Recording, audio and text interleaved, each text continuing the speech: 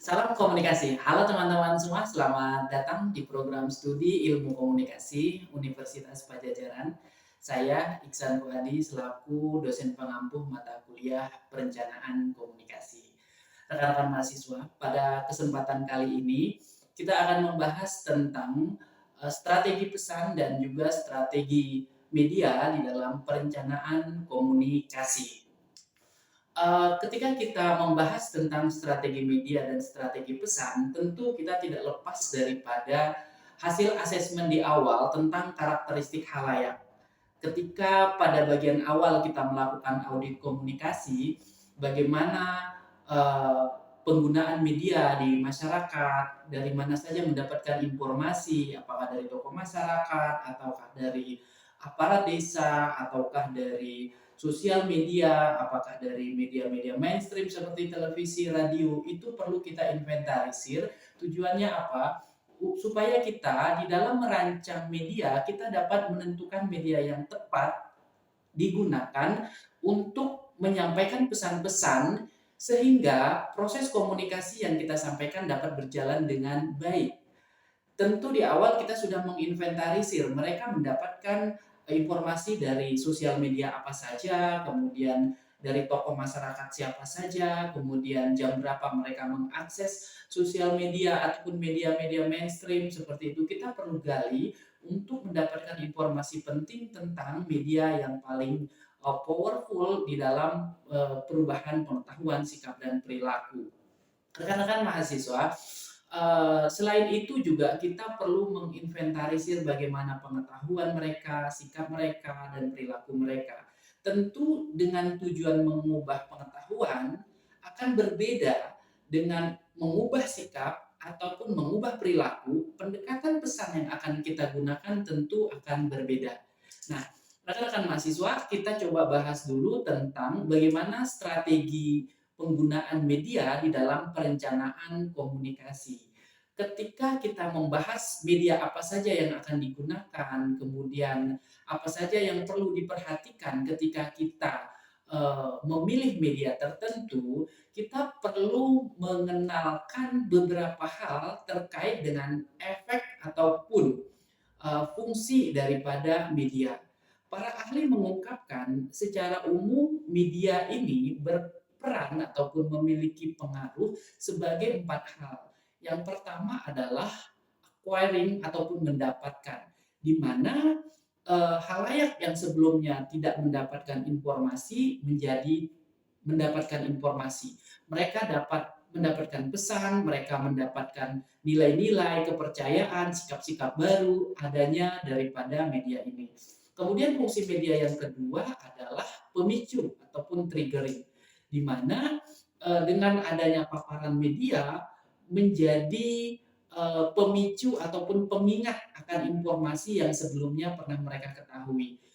Kemudian mereka mengingat kembali sikap-sikap yang pernah mungkin dimiliki oleh mereka ataupun orang lain. Kemudian fungsi media juga mengingatkan akan emosi-emosi akibat daripada terpaan media itu sendiri. Kemudian fungsi pengaruh media yang ketiga adalah pengubah. Pengubah artinya apa? Yang sebelumnya tidak yakin menjadi yakin, yang sebelumnya sikapnya A, kemudian dengan adanya terpaan ini menjadi sikapnya berubah seperti itu. Kemudian juga mengubah emosional misalnya, yang sebelumnya tidak peduli menjadi sangat emosional, peduli dan respect. Ini adalah fungsi pengaruh media yang ketiga.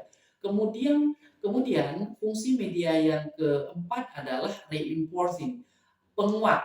Artinya yang sebelumnya sudah yakin menjadi sangat yakin, yang sebelumnya apa namanya emosinya kurang kuat menjadi kuat seperti itu, yang sebelumnya reaksinya biasa saja menjadi reaksinya lebih kuat. Jadi fungsi media itu pertama adalah untuk mendapatkan yang sebelumnya tidak tahu menjadi tahu, kemudian pemicu yang sebelumnya ingat menjadi lupa, kemudian menjadi ingat, kemudian pengubah yang sebelumnya tidak setuju menjadi setuju, kemudian yang terakhir adalah fungsi pengaruh media adalah sebagai penguat, yang sebelumnya kurang kuat menjadi kuat keyakinannya, yang sebelumnya emosinya biasa saja kemudian menjadi lebih kuat lagi. Nah, Dalam konteks perencanaan komunikasi, ketika kita membangun program, contohnya adalah ketika kita membuat program tentang bahayanya penggunaan styrofoam bagi lingkungan. Bagi sebagian masyarakat ada yang tidak tahu tentang bahaya styrofoam. Nah, sehingga fungsi media ini adalah memberikan informasi, memberikan keyakinan baru terhadap masyarakat sehingga mereka menjadi tahu, menjadi paham, menjadi menumbuhkan emosional seperti itu. Kemudian juga fungsi media sebagai pemicu yang sebelumnya sudah tahu menjadi oh iya, dia semakin kuat untuk menghindari styrofoam misalnya. Yang sebelumnya biasa saja, ya terserah sih mau pakai styrofoam ataupun tidak. Kemudian dia menjadi care, menjadi peduli bahwa penggunaan styrofoam merupakan bukanlah hal yang bijak seperti itu. Itu adalah contoh-contohnya. Kemudian rekan-rekan ketika kita cerita tentang efek dari tipologi efek daripada media, yang pertama adalah adanya perubahan pengetahuan ataupun kognitif, kemudian efek daripada terpaan media dapat perubahan belief ataupun nilai-nilai dan keyakinan, kemudian juga efek daripada media ini dapat melakukan perubahan attitude ataupun sikap, kemudian ada juga tipologi efek daripada media ini berupa afek ataupun perasaan, kemudian juga dapat berubah psikologi seperti emosional seperti itu. Kemudian efek daripada media ini tipologi yang terakhir adalah behavior, adanya perubahan di dalam perilaku seperti itu. Rekan-rekan mahasiswa, ketika kita ingin melakukan eh, strategi media di dalam perencanaan komunikasi, kita perlu menginventarisir jenis-jenis media yang digunakan di dalam masyarakat.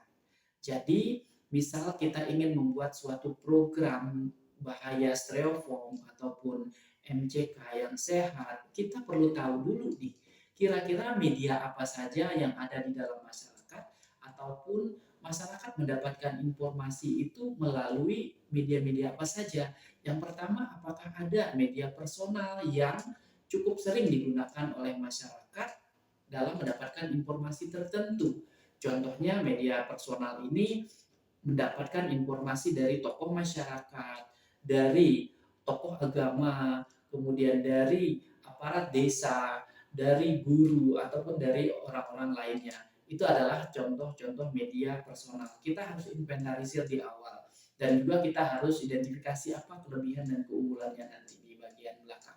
Kemudian apakah masyarakat juga di dalam mendapatkan informasi biasanya melalui media kelompok seperti kelompok nelayan, kelompok arisan, kelompok tani, kelompok pemuda dan seterusnya dan seterusnya. Apakah mereka mendapatkan informasi ini dari kelompok-kelompok tersebut? Kita perlu inventarisir. Kalau iya, mungkin kita akan menggunakan media kelompok sebagai media komunikasi. Kemudian media lainnya ada media massa seperti radio, kemudian koran, kemudian televisi, kemudian seterusnya dan seterusnya. Apakah mereka juga menggunakan informasi media ruangan sebagai sumber informasi seperti leaflet, baliho, brosur dan sebagainya. Kemudian jenis media lain juga perlu kita identifikasi adalah cyber media melalui internet. Apakah melalui email, browser, ataupun dengan sosial media seperti WA, Line, dan seterusnya, Facebook, dan seterusnya. Kita perlu menginventarisir jenis-jenis media yang digunakan masyarakat sehingga kita tahu bagaimana perilaku mereka dan kita dapat memilih media yang terbaik yang paling kuat pengaruhnya terhadap perubahan pengetahuan, sikap atau perilaku. Di dalam memilih media ini ada beberapa hal yang perlu kita lakukan. Yang pertama, kita perlu mendaftarkan semua media yang ada yang digunakan di dalam masyarakat. Itu tahapan yang pertama. Kemudian kita evaluasi setiap media yang digunakan di dalam masyarakat itu. Keunggulan, kelebihan, kelemahannya apa saja seperti itu. Dan kita kaitkan juga dengan tujuan daripada kegiatan perencanaan komunikasi. Misalnya saat kita ingin melakukan perubahan pengetahuan, tentu media massa, sosial media memiliki cakupan coverage yang luas seperti itu. Jadi sangat efisien seperti itu. Tetapi sosial media ini dalam konteks perubahan perilaku dia agak kurang powerful. Tetapi pendekatan personal yang cenderung memiliki pengaruh yang kuat terhadap perubahan perilaku. Sehingga kita mencoba mengevaluasi setiap media yang digunakan dan kita kaitkan dengan tujuan perencanaan komunikasi yang kita desain. Kemudian yang ketiga yang harus kita lakukan dalam memilih media adalah menentukan ketersediaan media tersebut. Artinya, apakah media ini support ataupun mendukung untuk pencapaian tujuan? Apakah media ini cukup tepat ataupun tersedia dalam konteks infrastruktur yang memadai untuk mendukung sebuah program? Kemudian kita juga menentukan efisiensi biaya. Seperti saya katakan tadi, media massa memiliki cakupan yang luas, coverage yang luas, tetapi dia memiliki biaya yang cukup mahal, seperti itu misalnya melalui media televisi. Mungkin media radio lebih murah seperti itu. Nah, ini kita lihat efisiensinya. Efisiensi ini kita kaitkan juga terkait dengan ketersediaan biaya, kemudian tujuan kita, seberapa besar tujuan kita, sehingga kita bisa mendapatkan media yang efektif tetapi efisien secara biaya dan waktu. Kemudian kita menggunakan kombinasi ataupun kolaborasi beberapa media dalam mencapai tujuan kita, misalnya perubahan pengetahuan, sikap, dan perilaku. Kita gunakan beberapa kombinasi media sehingga dapat mencapai tujuan yang kita inginkan. Nah, rekan-rekan mahasiswa, seperti kita ketahui bahwa media yang beragam tadi ini memiliki karakteristik-karakteristik yang khas dengan kelebihan dan kekurangannya masing-masing. Media massa, media seperti pertemuan ataupun ceramah publik, memang dia memiliki kelebihan mudah diselenggarakan, menjangkau banyak orang, pembicaranya bisa mendapatkan minat ataupun kesadaran yang kuat dari audiens serta mendorong diskusi tindak lanjut seperti itu. Tetapi kelemahannya sering sekali kalau media pertemuan ataupun ceramah publik itu halayak relatif pasif, diam.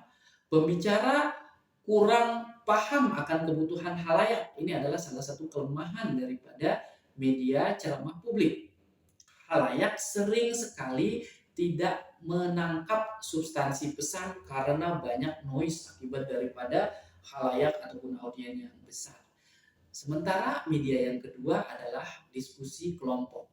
Kelebihan daripada diskusi kelompok tentu akan mampu meningkatkan kesadaran, sikap kelompok, kemudian membuka terjadinya diskusi ataupun tukar pendapat.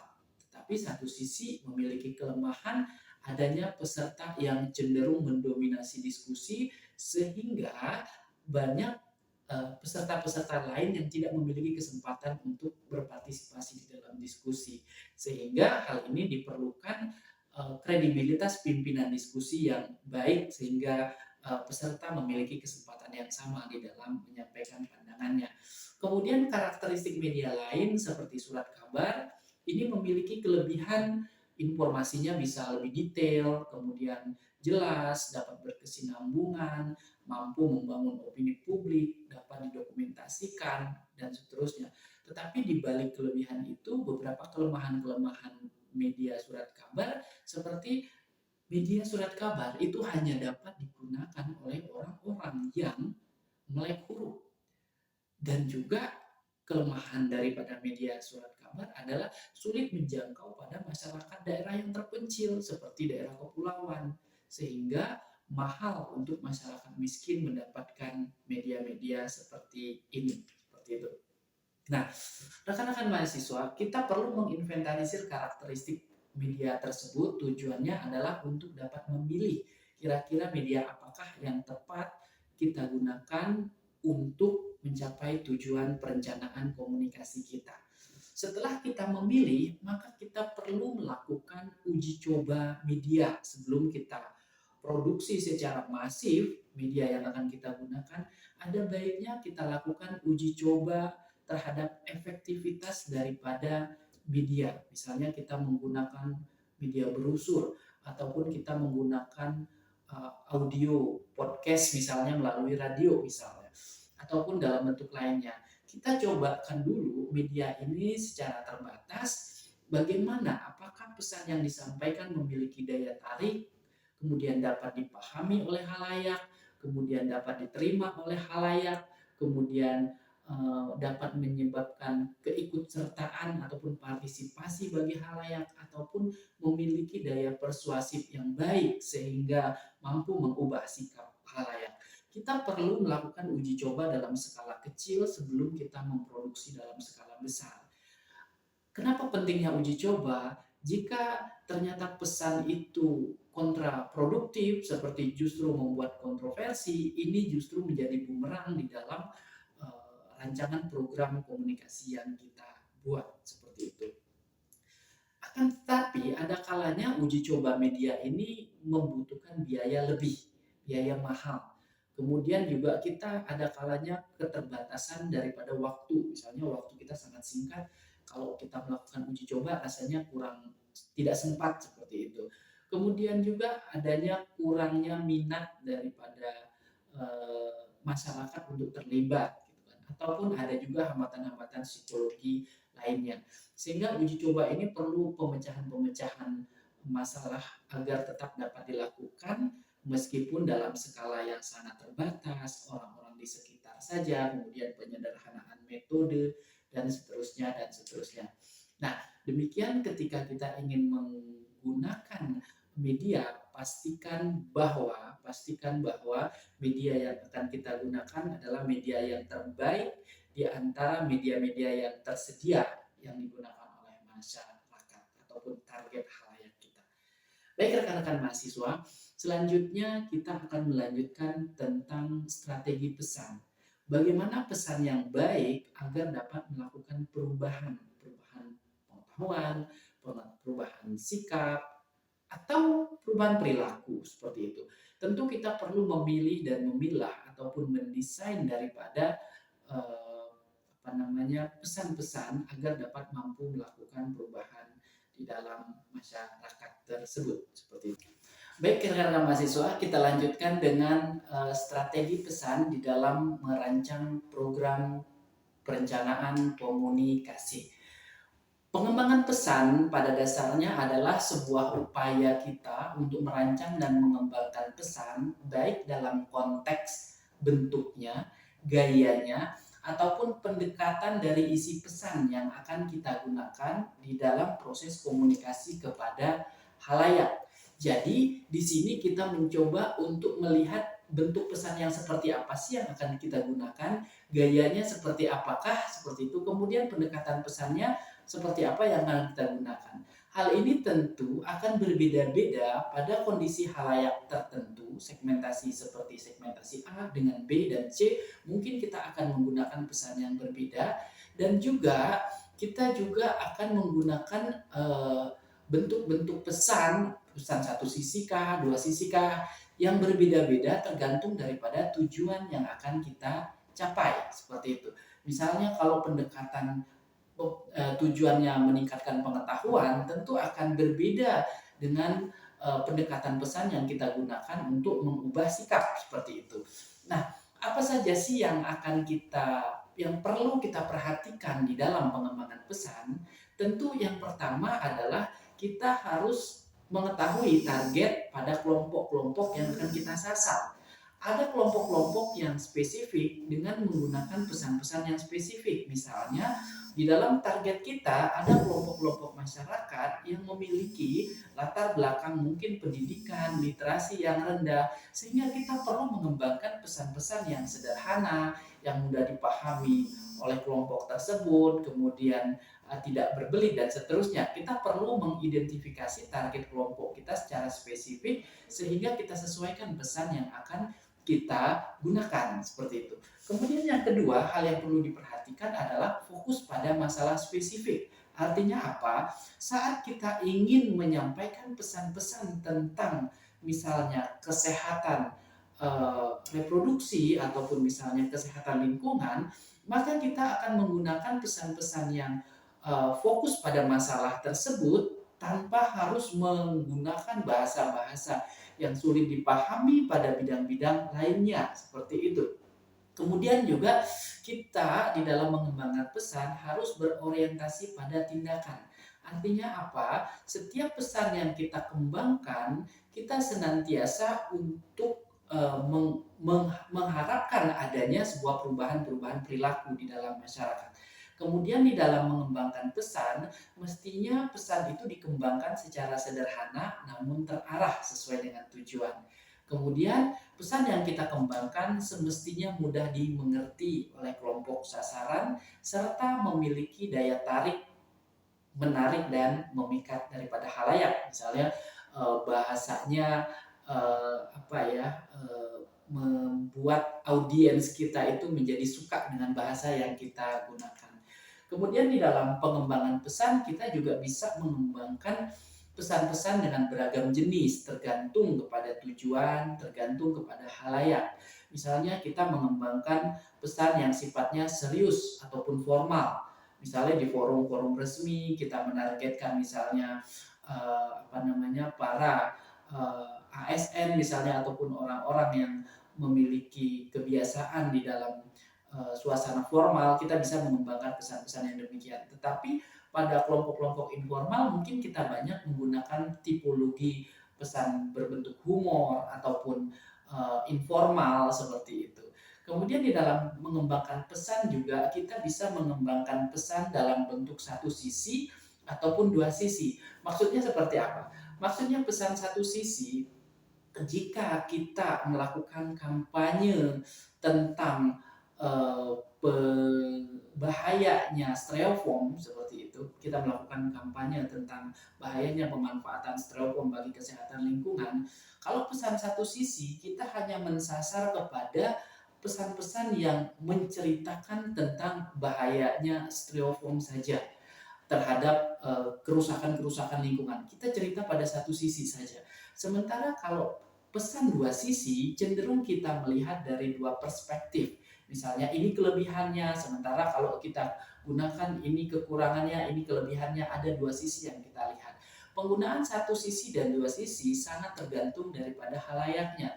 Kalau halayak kita memiliki pemikiran yang kritis, literasi yang tinggi, kita perlu membuat argumen-argumen dua sisi sehingga mereka bisa menganalisis kelebihan dan kekurangan daripada penggunaan sebuah produk, misalnya styrofoam tadi seperti itu. Jadi satu sisi ataupun dua sisi tergantung daripada karakteristik halayaknya.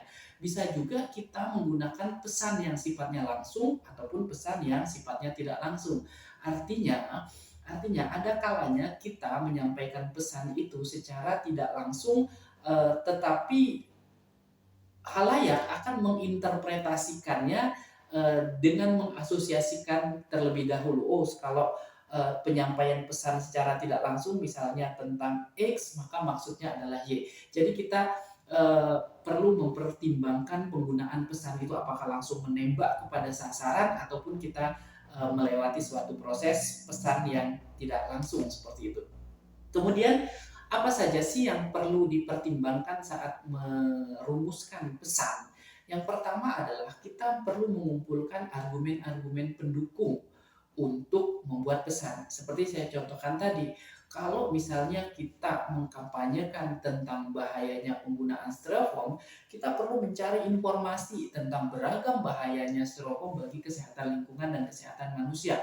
Misalnya kalau styrofoam terkena panas, makanan yang panas, maka akan menjadi ABCD yang sangat buruk bagi kesehatan manusia. Kemudian limbah styrofoam itu bisa menyebabkan pencemaran lingkungan dan kualitas air menjadi menurun dan seterusnya. Kita perlu mengumpulkan argumen-argumen pendukung untuk mengkonstruk sebuah pesan yang kuat sehingga audiens yang menerima pesan itu sangat yakin dan terjadinya perubahan pengetahuan, sikap dan juga perilaku. Kemudian kita juga bisa mengembangkan argumen satu sisi ataupun dua sisi. Seperti saya katakan tadi, argumen satu sisi misalnya kita hanya menceritakan tentang bahayanya styrofoam bagi kesehatan manusia, dan juga kesehatan kerusakan lingkungan seperti itu. Sementara kalau argumen dua sisi kita melihat dari perspektif positif dan perspektif negatif. Kemudian juga di dalam melakukan perumusan pesan, apakah di dalam penyampaian pesan itu perlu eksplisit ataukah implisit? Ini yang tadi, apakah pesan itu bersifatnya langsung ataukah tidak langsung seperti itu. Jadi perlu kita pertimbangkan. Karakteristik khalayak menjadi pertimbangan kita ketika menggunakan argumen satu sisi, dua sisi, kesimpulan yang eksplisit ataupun implisit, itu kita perlu sesuaikan dengan karakteristik khalayak kita. Kemudian apalagi yang perlu dipertimbangkan di dalam perumusan pesan, isi visual. Apakah isi visual itu statis ataukah hidup? Artinya misalnya ada gambarnya, pesan-pesan yang kita bangun, ataukah memiliki narasi yang hidup seperti dongeng dan seterusnya. Kita perlu memperhatikan itu tergantung daripada karakteristik khalayak kita. Apakah kita akan memframing pesan kita dari sisi positif ataukah dari sisi negatif, tergantung daripada konteks kampanye kita dan juga tergantung daripada karakteristik khalayak kita. Kemudian apakah kita akan menggunakan pendekatan emosional ataukah pendekatan rasional? Ada kalanya pendekatan emosional lebih powerful di dalam melakukan perubahan sikap daripada pendekatan rasional, sehingga kita perlu melakukan pilihan-pilihan alternatif di dalam mengembangkan perumusan pesan ini.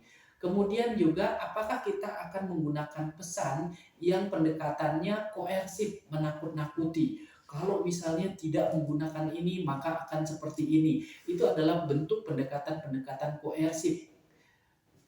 Contohnya misalnya ketika di masa pandemi COVID, kalau tidak divaksin maka tidak akan mendapatkan pelayanan di kantor pemerintahan. Itu adalah bentuk pesan-pesan yang sifatnya koersif ataupun menakut-nakuti. Kemudian di dalam mempertimbangkan perumusan pesan, kita juga perlu melakukan pendekatan kelompok rujukan. Artinya, kalau misalnya di dalam suatu masyarakat biasa menggunakan bahasa-bahasa tertentu yang menjadi jargon mereka, ada kalanya kita perlu mendekatkan ataupun menggunakan bahasa-bahasa yang cenderung digunakan oleh kelompok halayak kita, seperti itu. Kemudian kita juga mungkin apakah perlu mengembangkan kreativitas seperti humor, seperti meme seperti itu. Apakah kita perlu melakukan itu di dalam perumusan pesan?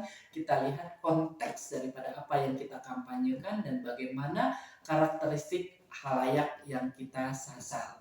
Kemudian hal lain lagi yang perlu dipertimbangkan di dalam perumusan pesan adalah kita mau menggunakan pendekatan hard selling ataupun soft selling. Artinya bahwa hard selling itu kita langsung to the point untuk menyampaikan pesan-pesan kita secara tegas seperti itu. Apakah kita secara soft selling seperti itu, tetapi cenderung lebih persuasif dan tidak langsung seperti itu. Jadi itu adalah hal-hal yang perlu dipertimbangkan di dalam melakukan perumusan pesan. Nah, di dalam menyusun pesan tersebut, kita mungkin bisa urutkan informasinya apa dulu nih yang akan kita tampilkan seperti itu. Dari misalnya hal yang umumkah ke hal yang khusus seperti itu. Kemudian apakah kita akan membuat pesan itu efeknya dulu di awal ataupun efeknya di akhir. Kemudian apakah kita juga akan melakukan pengaturan argumen klimaks atau anti klimaksnya di mana. Kemudian kita akan menggunakan simbol verbal dan non-verbal pada bagian mana dan bagian mana. Apakah kita akan menggunakan deskriptif saja sepanjang pesan yang kita gunakan atau kita menggunakan narasi-narasi yang hidup seperti itu. Itu hal-hal yang perlu kita perhatikan di dalam penyusunan pesan, di dalam perencanaan komunikasi. Rekan-rekan mahasiswa, demikianlah paparan tentang strategi media dan strategi pesan di dalam mata kuliah perencanaan komunikasi ini. Sampai jumpa di program studi ilmu komunikasi Universitas Padjadjaran dengan topik lainnya.